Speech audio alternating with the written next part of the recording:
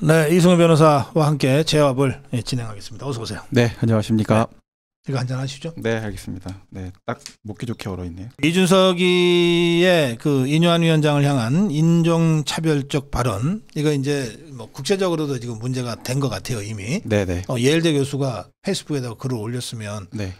많은 미국 사람들이 봤을 거라는 거가 추정이 되잖아요. 네네. 이 사람이 한국 사람들한테만 썼겠어요? 네. 이거 어떻게 봐야 됩니까? 일단 내전이 있었거나 또는 네. 역사적으로 사실은 인종차별적인 공격 행위가 있었던 네. 유럽 국가들이나 아프리카의 국가들 또 네. 서구권의 국가들 중에는 이와 관련된 헤이트 스피치라고 하는 부분에 대한 차별 금지 조항들이 법제화되어 있습니다. 네. 그래서 형사적인 처벌까지도 가게 되고요. 호주의 경우에는 14년형까지 선고할 수 있게끔 되는 형사처벌 규정을 갖고 있습니다. 그 인종차별 발언만으로? 예, 발언만으로요.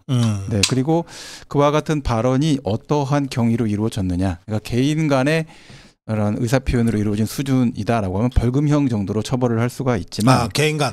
그러니까 뭐 길 가다가 우연히 그렇습니다. 좀 뭐 약간 좀 기분이 서로 안 좋아서 네네. 뭐 한마디 했는데 그게 인종차별 발언이다. 네, 그렇습니다. 이런 경우. 네, 그럴 경우에는 이제 뭐 개인적인 문제다. 그래서 개인의 표현의 자유의 문제하고 충돌되는 정도 수준이다라고 봐서 이제 벌금형으로 처벌하는 경우들도 있지만 퍼블릭 스피치, 그러니까 대중 연설, 장소에서 등장하는 형태의 헤이트 스피치라고 하는 건 사실은 그 차별적인 인종차별적인 표현이나 여러 가지 차별적인 의사를 담아서 그것을 선동하는 목표가 있기 때문에 그와 관련돼서는 충분한 반성과 사과가 있지 않는 이상 징역형을 선고하는 추세가 뚜렷합니다. 그래요? 네, 징역형까지 갑니까? 그렇습니다. 지금 이 문제가 조금 뭐 들으시기에는 약간 너무 과하게 멀리 가는 건 아닐까 생각하실 수 있지만 많은 내전을 겪었던 국가들, 그러니까 아프리카의 다양한 국가들이 그런 인종적 표현, 인종 청소 이런 단계로 시작이 될 때 박사님 말씀하신 것처럼 이와 같은 너는 우리랑 다른 사람이야. 우리 일에 끼어들지 마. 넌 저리 가. 너네 동네로 돌아가. 너희 나라로 가. 여기는 우리가 사는 데야 라고 하는 것이 모든 인종적 화약고에서 시작됐던 이런 헤이트 스피치입니다. 그렇기 때문에 유럽과 미국에 있는, 특히 유럽이 굉장히 좀 예민한데요. 유럽에서는 이와 같은 헤이트 스피치에 대해서 인사상으로도 근로기준법상으로도 여러 가지 많은 그런 제한을 가하고 있고, 실제 독일에 있는 회사들이 굉장히 이거에 대해서 엄격한데 내부에서 이제 뭐 동양인이다 또는 어느 다른 좀 국적자다, 이민자라는 이유만으로 어떤 의사표시가 나거나 언어가 좀 부족하다 또는 업무 역량이 좀 떨어지는 것 아니냐, 이런 부족점에 대한 것들 지적하고 할 때 인종차별적 문제로 HR에 문제 제기를 하겠다라고 하게 되면 그 자리에서 사과를 하는 경우들이 굉장히 많습니다. 빈번한 일들이고요. 자, 이런 문제들을 좀 더 생각을 해보면 이준석 대표도 하버드에서 공부를 했고 미국은 그 민권운동, 시빌 라이트 운동 자체가 기본적으로 레이시즘과의 싸움입니다. 인종차별과의 싸움이기 때문에 그와 같은 문제가 계속 발전을 해왔고, 그게 결국은 지금 이제 폴리티컬 라이트니스, 정치적 올바름까지 가서 약간 사회적 피로감이 조성되긴 했지만 근본적으로 인간의 어떤 휴머니티 상에서 이 레이시즘의 문제는 우리가 전 지구적 차원을 논하는 세계에서 당연히 극복해야 될 대상이다라는 전제에 대해서는 전혀 법적으로도 사회 문화적으로도 이견이 없는 상태다라고 말씀드릴 수 있겠습니다. 제가 어제도 그런 말씀 드렸는데, 그러니까 미국이나 유럽에 이제 우리 그 아시아계가 운영하는 무슨 슈퍼마켓이 강도를 당했다. 하면 이제 경찰이 와서 강도 사건이니까 형사 사건이잖아요. 그런데 그 이전에 이게 혹시 인종범죄는 아닌가를 먼저 확인한다 그러더라고요. 그렇죠. 그 가해자가 어떤 사람인가, 이 사람이 와서 한 언행이 이게 인종차별적 언행이 있는가 없는가, 이게 헤이트 범죄인가 아닌가, 이게 제일 중요하다는 거예요. 이게 폭력과 직접적으로 결부됐을 때에는 헤이트 크라임이라고 했을 때는 가중 처벌을 할 수 있게끔 되어 있습니다. 그렇게 되니까 그 가중 요소가 있었는지 이제 그 점을 확인을 하는 것이고요. 이 점을 마치 이제 이준석 씨는 좀 착각을 한 것 같은데, 우리나라에서도 최근에 가장 심각하게 보고 있는 문제가 학교 폭력에서는 따돌림, 대한 문제고요. 네네. 직장 내에서는 괴롭힘의 문제입니다. 이거는 다수나 또는 위계상의 또는 서로 간의 여러 가지 관계상의 우위를 이용해 갖고 네. 사람을 괴롭히고 그걸 통해서 배제, 제압, 무시, 분리 해서 공격의 대상으로 삼는 그런 패턴이거든요. 네네. 여기에 대해서 설명까지 언어적으로 미숙한 것 같아서 내가 그거 영어로 배려해 준 거야. 이거는 사실은 2차 가해 수준이다라고 저는 생각을 하고요. 예. 자, 언어라는 장벽에 관련돼서 설사 인요한 이제 위원장이 언어가 좀 미흡하다 하더라도 그거를 우리가 최소한 인권적으로 봤을 때는 우리가 장애가 있는 사람도 차별하면 안 된다라는 시대에 우리가 살고 그렇죠. 있고 노력하고 그렇죠. 있습니다. 네. 언어 장벽이라는 것은 사실은 네. 생활에서 오는 여러 가지 이런 어려움인데 그걸 갖고 조롱의 대상으로 삼거나 또는 대화를 함에 있어서 그 점을 내가 뭐 어떻게 해서 그렇게 한 거다 이런 식의 빈정거리는 말을 한다는 자체는 정치 지도자로서 그건 이제 2차 가해죠. 예. 지금 그 자리에서 나와가지고 지금 변명한답시고 그렇습니다. 언어 능숙치라는 단어를 썼거든요. 네네. 그러니까 이게 바로 이제 두 번째, 그러니까 2차 더 심한 가해죠. 이게. 그러니까 외국인을 대상으로 본인이 어떤 학습의 목적으로 있는 자리가 아닌 데에서 언어가 어떻다 저렇다 너의 말이 어떤 수준에 있다 이렇다 저렇다 평가를 하면서 그러니까 내가 너랑은 한국어로 말하지 않을 거야. 그러니까 너랑은 난 영어로만 대화할 거야. 이런 식의 표현을 쓰는 것 자체가 이준석 씨 머릿속에 있다라는 게 과연 이게 현재 2023년도 대한민국을 나름대로 이제 박사님이랑 많은 분들이 인정하지 않으시겠지만 그래도 네. 그 나름대로 정치적 아이콘 아닙니까? 사회적 파장을 일으킬 수 있고. 제가 인정하지 않는 거 어떻게 아세요? 아니, 네. 아니 뭐 그냥 딱 저는 예. 표정이 나오나? 네. 네. 그런 상태지만 이 발언 자체는 아마 전 지구의 한국 정치 지도자들의 네. 어떤 의식 수준 이것이냐라는 아마 해명을 구하는 문제까지 갈 것 같습니다. 이준석에는 언어 능숙치가 어쩌고 저쩌고 했지만 제가 두 사람을 다 경험해 본 바로는 인요한 위원장의 우리 한국어 구사와 이 한국어의 그 뉘앙스 이해도가 훨씬 높아요. 제가 생각해도 언어라는 게 말이 빠르고 달변이라고 해서 말을 잘하는 건 아닙니다. 달변 아닙니다. 그냥 말이 빠른 거예요. 그래서 못 알아들어요. 네. 이준석이 말은. 네. 바로 옆에 앉아도 얘가 뭔 소리를 하지? 잘 못 알아듣는다니까요. 단어 빈도수가 높아진다고 해갖고 말을 잘하는 거면 이제 사실 그렇게 평가할 수는 없다 생각하고요. 그러니까 결국 이 문제와 관련돼서는 많은 컨텐츠를 내뱉고 있지만 실제 근본적으로 고려해야 될 대상에 대해서 최소한의 존중이 없다.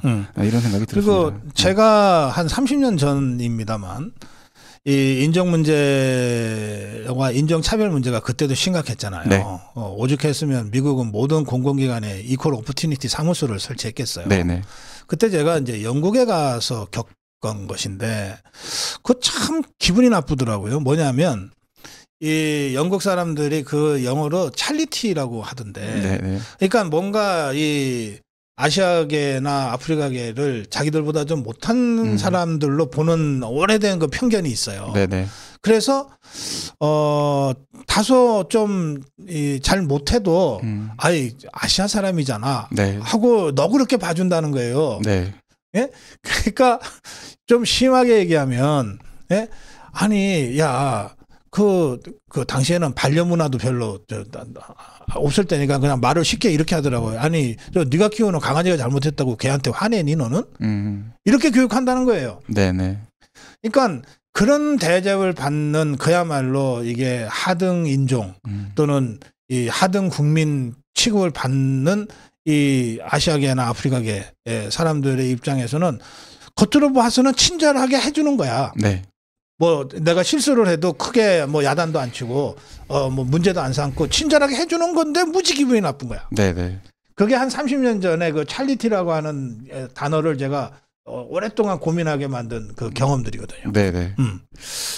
자 이제 우리도 이 문제에 관련돼서 이준석 씨를 되게 공격할 문제를 했고 그 정치인으로서 이제 그 대중연설 과정에서 그런 문제를 했기 때문에 지탄받아야 될 행동이긴 합니다. 근데 이제 우리 스스로들도 또 생각을 해보면 이제 인종차별과 관련돼서 그런 서양인들이 우리의 대했던 것만큼이나 네. 우리가 또 우리 스스로 우리 사회에 와 있는 이주민들과 관련돼서 완전히 또 자유로운가? 그렇죠. 그 점에 그렇죠. 대해서 보면 네. 보통 이제 쌍자음으로 시작되는 여러 네. 국가적 비하 표현이나 또는 인종적 비하 표현들이 있습니다. 네.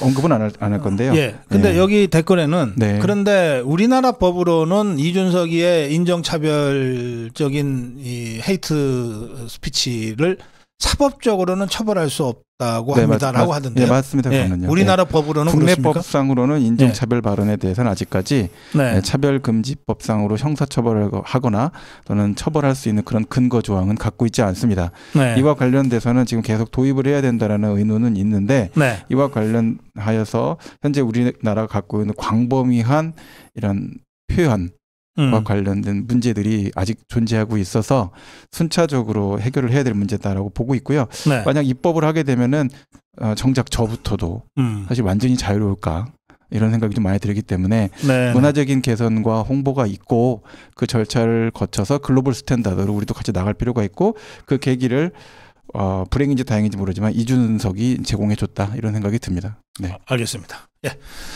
자 그리고요 아까 제가 이 일사 일어나면서 이재명의 위증교사 병합 여부를 네. 설명하면서 전해드리면서 그 이재명이의 변호사 측의 방어권 보장의 논리 이게 가중주의 원칙 채택하고 있다 뭐 등등이 이게 사실상 이재명이 죄 지은 거를 자백하고 있는 논리 아니냐라고 네. 제가 법리적인 해석을 가미하면서 네. 제가 제대로 해석했는지 나중에 물어봐야 되겠다고 그랬어요. 네, 그 타당한 말씀이죠.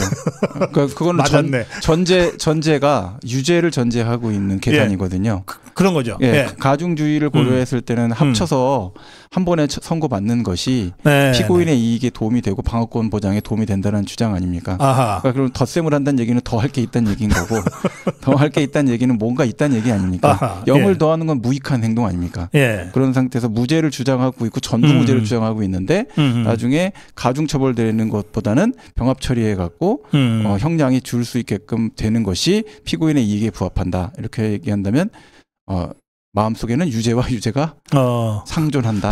이런 생각이 듭니다. 네.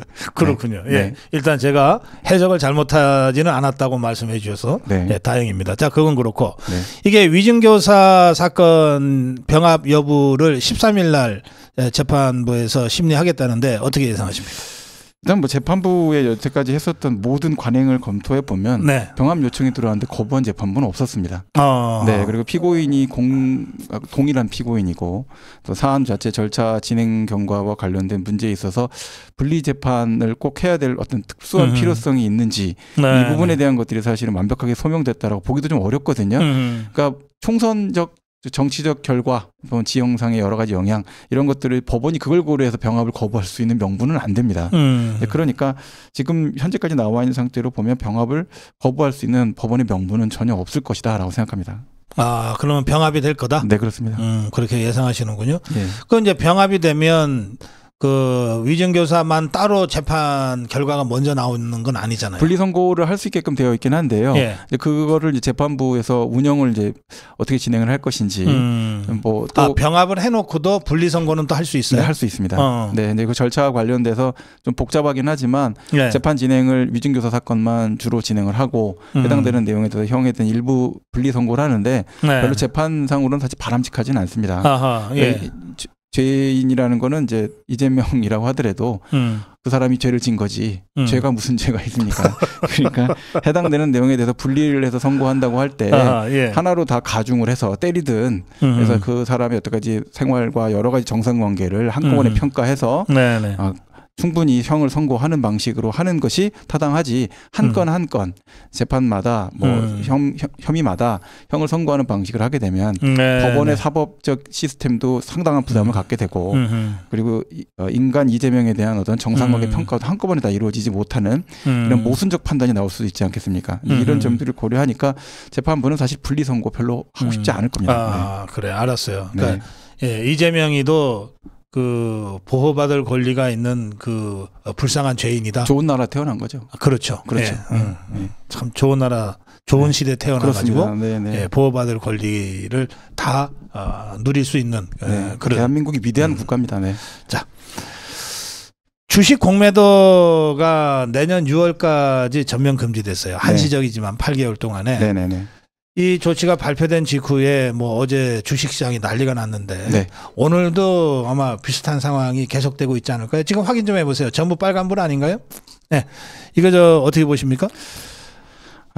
욕먹을 소리를 먼저 시작하겠습니다. 일단 공매도는 필요하긴 합니다. 네, 공매도는 뭐 당연히 박사님도 그렇게 알고 계실 거고. 네. 네. 떨어지고 있어요. 그 참 주식은 정말 안 하길 잘했어. 네. 저도 주식을 많이 안 해서 그런 소리를 하는지 모르겠지만 일단 공매도라는 거는 주식시장 자체가 워낙 정보에 민감하게 반응하는 그런 부분이다 보니까 이제 상승에 대한 투입이 들어오는 이제 세력만큼이나 반대로 그거를 이제 끌어내려야 된다. 너무 고가다, 거품이 껴있다라고 하는 주장이 필요한 건 사실입니다. 그렇긴 한데 우리나라의 공매도 운영 시스템이 사실 굉장히 노후화되고 낙후되어 있기 때문에 사실 이게 무슨 그 봉익임선달들 놀이터처럼 돼 있다라는 평가를 받은 지가 사실 굉장히 오래됐습니다. 그래서 지금 가장 문제가 되는 것이 불법적인 무차입 공매도다라는 건데 공매도 개념은 사실 선물 거래를 그냥 생각하시면 됩니다. 그렇죠. 제가 이 뭐 만년필이 있다. 그리고 만년필 제가 아직 이게 얼마 가격이 떨어질 것 같아요. 그래서 지금 오늘 다 사서 100개를 샀습니다. 그래서 오늘 다 박사님한테 판 거죠. 그래서 제가 이거를 100원씩 받고 100개를 팔았습니다. 10,000원 받았는데 저는 이거 50원 될 것 같은 거예요. 100원에서. 나중에 그 내용 관련해서 빌려서 제가 팔고 나중에 제가 그만큼 100개 사서 50원에 사서 갚아준다. 이런 개념이 공매도 기본 개념이거든요. 그런 상태인데 문제가 되는 게 이게 부도가 날 수 있을 정도로 큰 금액의 공매도가 걸릴 수가 있다는 겁니다. 제가 한 개 한 10,000원 정도니까 제 세전에서 해결할 수 있는데 한 1조 이렇게만 공매도를 걸어서 하나를 초토화시킬 수도 있는 거죠. 더더군다나 더 큰 문제가 이렇게 큰 돈에 관련돼서 이해관계가 걸리게 되면 가짜 뉴스까지 총동원해서라도 주가를 끌어내리고 싶은 문제가 생겨서 결국은 이제 전 세계적으로 무차입 그런 어떤 그 주식을 갖고 와서 빌리지도 않고 그냥 일부만 빌리고 나머지는 다 허상으로 없는 걸 갖고 와서 매도하는 거는 안 된다. 무채권은 그 불법이죠. 그렇게 막은 겁니다. 그렇게 되니까 이 문제에 대해서 한 가지 그 문제가 있고 두 번째로는 이게 3개월 후에는 이 가격이 될 것 같아. 1년 후에는 이 가격이야. 올해 연말 되면은 밀 가격이 이 정도 될 것 같아. 라고 하지 누가 그냥 그거 밀 가격이 그때 되면 내가 정산할게. 그때가 언젠데? 나도 몰라. 이렇게 하는 건 없잖아요. 그러니까 공매도 기간 자체도 정해놓고 한다 이겁니다. 범위가 있어야 되는데 그것도 사실 기간 설정도 없는 상태가 되고 더 심각한 게 저는 이건 저도 아무리 찾아봐도 이해를 못 하겠는데 왜 전산을 안 하는지 저도 잘 모르겠어요. 그걸 엑셀로 해갖고 수기 작업해갖고 제출하고 확인하는데 확인이 어렵다. 확인이 어렵다. 이런 얘기만 계속 보도가 되고. 일부러 그런 거 아니에요? 근데 일부러 해도 이게 벌써 20년 넘게 2000년 이후로 무채 공매도 금지시킨 이후로 계속 이렇게 전산화가 안 되고 있는 거를 보면 뭔가 문제가 있나 이런 생각이 굉장히 많이 들거든요. 이제 그 점에 대한 거는 이제 박사님과 한번 저도 좀 찾아봐야 될 것 같은데 이렇게 증거도 필요 없고 다 이런 여러 가지 제도가 없는 상태에서 공매도가 존치하기 때문에 공매도를 금지시켜야 된다.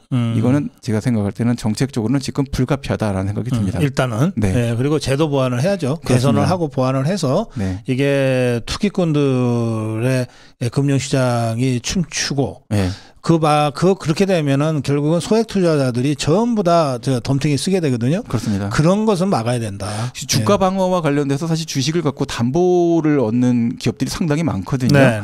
주가가 만약에 공매도가 왕창 걸려 있어서 회사 가짜 뉴스까지 루머로 막 돌기 시작하면 회사가 부도납니다. 그러니까요. 그런 문제들도 막아야 되는 부분이 있습니다.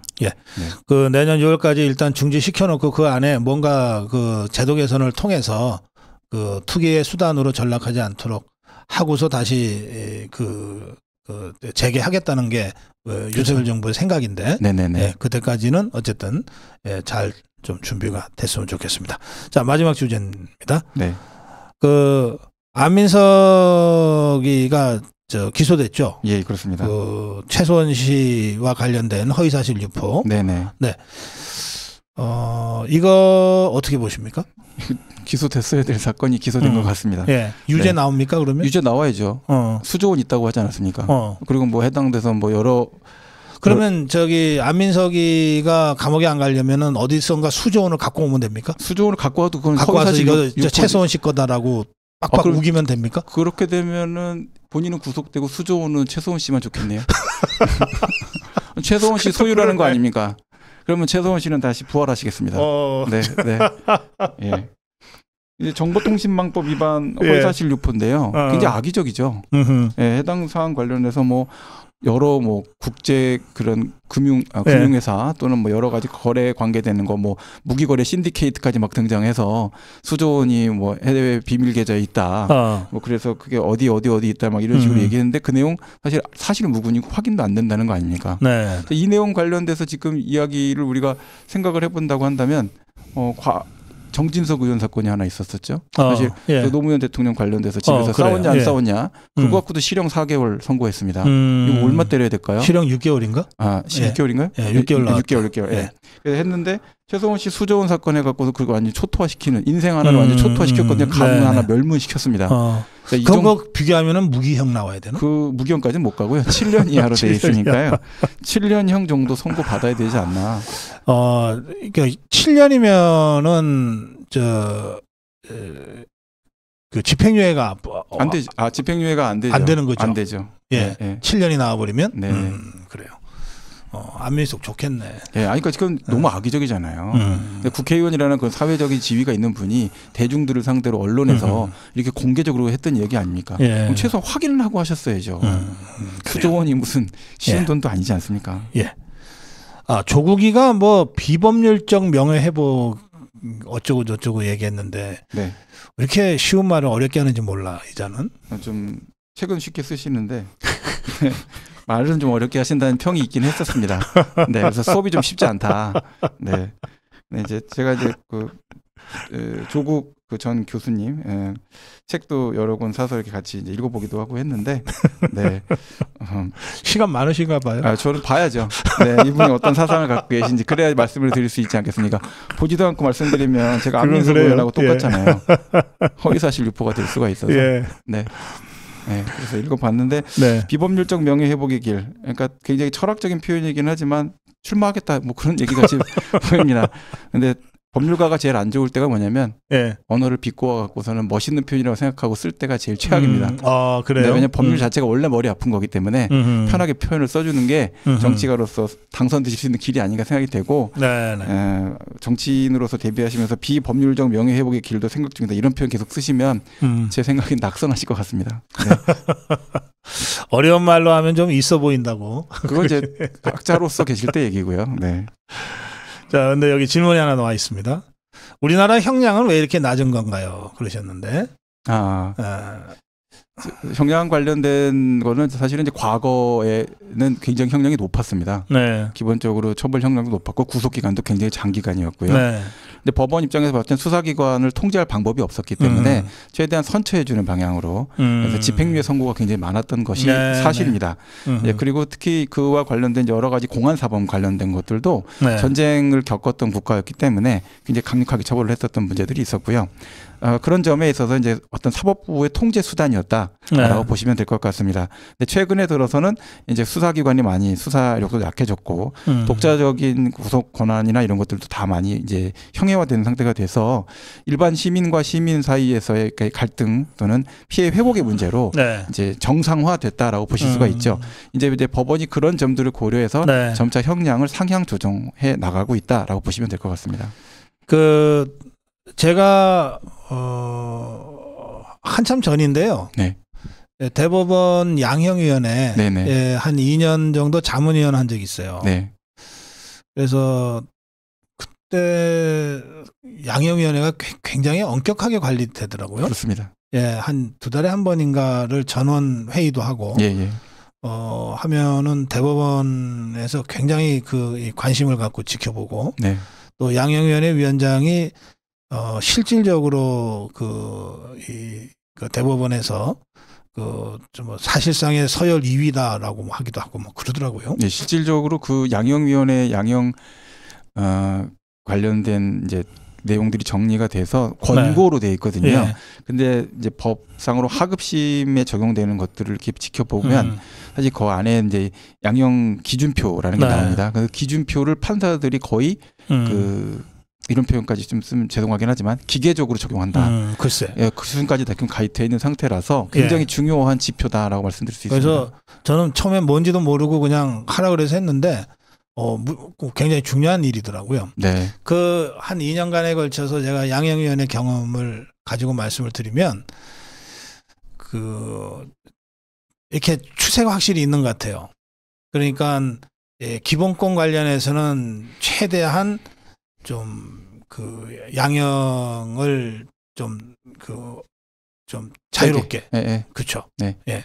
하고 흉악범죄에 대해서는 최대한 양형을 좀 엄격하게 하고 그런 추세는 확실히 보이더라고요. 예, 보이는데 이제 두 가지 문제점이 있긴 있습니다. 사실 양형 기준이라는 게 사실은 법상으로 허용된 거라고 보기가 좀 어려운 문제가 있습니다. 예. 법원에서의 그 양형과 관련된 재량이라는 것이 인간적인 이런 고민을 통해서 그 사람이 살아왔던 삶이나 다양한 것들을 사실 심사숙고해서 그렇죠. 예. 점을 찍으라는 개념이고 법정형이 주어져 있을 뿐입니다. 예, 법정형은 이제 범위로 주어져 있죠. 네. 그런 상태인데 이제 개인적인 인간적 고려나 이런 것들은 이제 고려하지 못하고 기준표에 나오는 양형 기준 안에 적용에 사실은 이제 급급해지는 문제들이 있어서 그 점과 관련돼서 정상 관계에 대한 판단이 과거에 비해서 훨씬 더 깊이 있게 이루어지는지에 대해서는 저는 좀 약간 회의적인 생각이 있습니다. 네. 알겠습니다. 네. 예. 우리 댓글 중에 왜 이렇게 대한민국은 형량이 낮습니까? 이런 질문이 있어서 그게 그렇게 일률적으로 말씀드릴 일은 아니다. 네, 그 앞으로 점점 높아질 겁니다. 설명을 하다 보니까 제가 양형이 경험까지 말씀을 드리게 됐습니다. 자, 짧게 마무리 한 말씀 하실래요? 네, 날이 굉장히 많이 추워졌고요. 이제 한 2달도 안 남은 이런 2023년입니다. 항상 건강 잘 챙기시고 마음 건강도 잘 챙기시는 그런 따뜻한 하루 되시기를 바라겠습니다. 네. 마음 건강 챙기려면 네. 없어져야 될 것들이 많아. 자, 이승우 변호사와 함께 진행했습니다. 죄와 벌 이승우 변호사였습니다. 고맙습니다. 예, 감사합니다.